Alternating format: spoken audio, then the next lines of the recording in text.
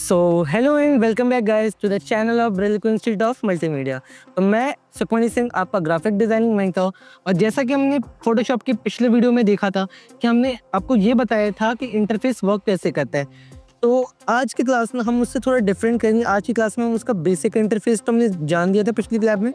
अब हमने क्या करना है, उसके नेक्स्ट पार्ट पे जाना है। ठीक है, तो चलिए चलते हैं आपको नेक्स्ट पार्ट पे।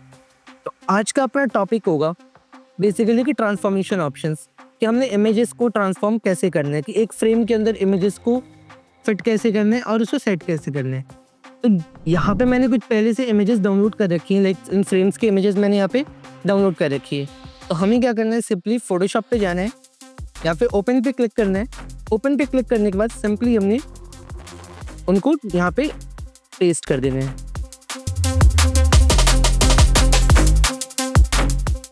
अब सपोज मेरे पास यहाँ पे ये मेरा फ्रेम है, तो जैसे ये फ्रेम हमारे यहाँ पे इंस्टॉल हो जाए, ऑन हो जाए, अब इस फ्रेम के अंदर हमने दूसरे इमेज को लाके इंपोर्ट करना है। तो इमेज इंपोर्ट करने के यहाँ पे हमारे पास दो ऑप्शंस होते हैं। कौन कौन से ऑप्शन है? या तो हम कंट्रोल ओ प्रेस करेंगे, कंट्रोल ओ प्रेस करके हम सिंपली किसी भी इमेज को क्लिक करके यहाँ पे ओपन कर देंगे, वो इमेज यहाँ पे एक अलग डॉक्यूमेंट पे ओपन हो जाएगी। चलो, इन डॉक्यूमेंट्स को समझने से पहले हम एक बार इसका अंदर का इंटरफेस देख लेते हैं। तो फोटोशॉप का अगर मैं मेन इंटरफेस के अंदर की बात करूं, तो अब यहाँ पे टॉप लेफ्ट कॉर्नर आपको क्या दिख रहा है? सेम जैसे पहले मैंने बताया था मेन्यू बार आपको, कि यहाँ पे हर अलग अलग टाइप के मेन्यूज यहाँ पे आपको शोकेस होंगे। इसके बाद अगर हम टॉप लेफ्ट कॉर्नर पे चेक करें, तो लेफ्ट कॉर्नर पे हमें यहाँ पे टूल पैनल दिख रहे हैं, जहाँ पे अलग अलग टाइप्स के जितने भी आपके सिलेक्शन टूल्स हैं, मूव टूल हो गए अपने एंड ब्रश टूल हो गए, वो सारे आपको यहाँ पे शोकेस हो रहे हैं। एंड अगर मैं राइट साइड पे चेक करूँ स्क्रीन के, तो राइट साइड पे मुझे क्या दिख रहा है, यहाँ पे अलग अलग हमारे सेटिंग्स के पैनल दिख रहे हैं, basically like layers, properties, adjustment and इस टाइप के अलग अलग जो सेटिंग्स है फोटोशॉप की, उनके अलग अलग मुझे यहाँ पे पैनल शो हो रहे हैं। तो यहाँ पे आप चेक करूँ कि अब टॉप लेफ्ट कॉर्नर जो अपने पास था मेन्यू बार के जस्ट नीचे एक पैनल और है, एंड उस पैनल के नीचे भी एक पैनल है। तो सबसे पहले हम फर्स्ट पैनल की बात करते हैं। वो पैनल कौन सा है? उस पैनल का नाम होता है ऑप्शन बार। तो वो ऑप्शन बार कैसे वर्क करेगा? आपके अलग अलग टूल्स के थ्रू वर्क करेगा। आप जैसे जैसे अपने टूल्स को चेंज करते जाओगे, वो उस रिगार्डिंग वो ऑप्शंस यहाँ पे चेंज हो रहे हैं। तो यहाँ पे चेक कर रहे हो कि मैं जैसे जैसे यहाँ पे टूल्स चेंज कर रहा हूँ, ऑप्शंस इन टूल के अलग अलग यहाँ पे शो हो रहे हैं। और यहाँ पे सेकंड नंबर पे जो पैनल शो हो रहा है, वो क्या है? हमारे डॉक्यूमेंट पैनल। इन जितनी भी फाइल्स फोटोशॉप के अंदर ओपन करते जाएंगे, वो सारी फाइल मुझे यहाँ पे लाइन वाइज दिखते जाएंगी। तो जैसे कि सबसे पहले हमने ओपन की थी फाइल ये वाली। अब इस फाइल के ओपन करने के लिए हमने कौन सी फाइल ओपन की?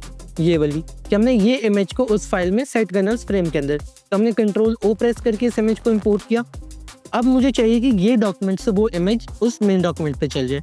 तो वो कैसे जाएगी? सिंपली आपको राइट साइड में लेयर पैनल दिख रही होंगी, लेयर पैनल से अपने बैकग्राउंड की लेयर को क्लिक करना है, ड्रैग करके आपके इस डॉक्यूमेंट को लेके जाना है, एंड अभी यहाँ पे मेन आर्टवर्क आर्टबोर्ड पे आके अपने यहाँ पे उससे क्लिक को छोड़ देना है।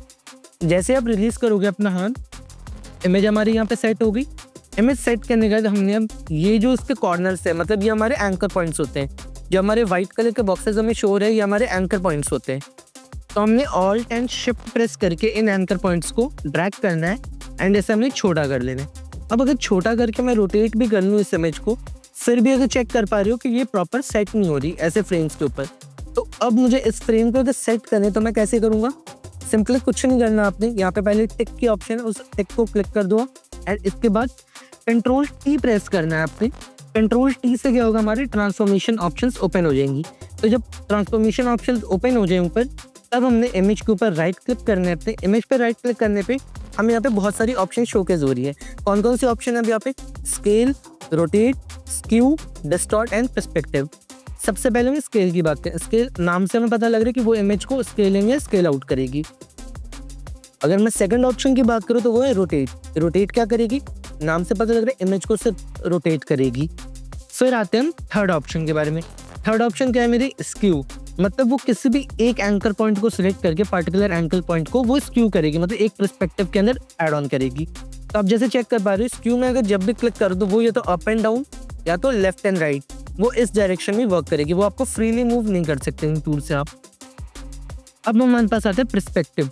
पर्सपेक्टिव क्या करता है हमारा? बेसिकली कि आप जैसे स्क्यू में हमने एक एंकर पॉइंट को सिलेक्ट किया था, अब पर्सपेक्टिव में वो दो एंकर पॉइंट को कंटिन्यूअसली सिलेक्ट करके एक पर्सपेक्टिव में ऐड करते हैं।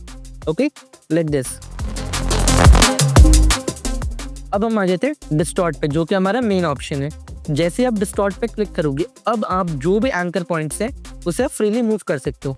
उसे फ्रीली मूव करने से पहले आपने क्या करना है, इमेज को थोड़ा जूम आउट करना है। जूम आउट करने के लिए क्या करोगे, ऑल्ट प्रेस करोगे, ऑल्ट होल्ड रख के आप माउस का स्क्रॉल बटन बस स्क्रॉल करोगे। तो जैसे आप ऑल्ट प्लस स्क्रॉल करोगे आपकी इमेज जूम इन या जूम आउट होगी।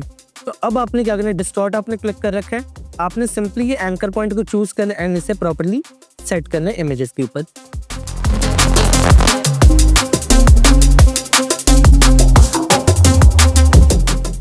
सपोज मैं यहाँ पे और जूम कर रहा हूँ, और जूम करके सिंपली हमने यहाँ पे पिक्सेल्स देख लिए एंड उन पिक्सेल्स पे इसे सेट कर लेना है।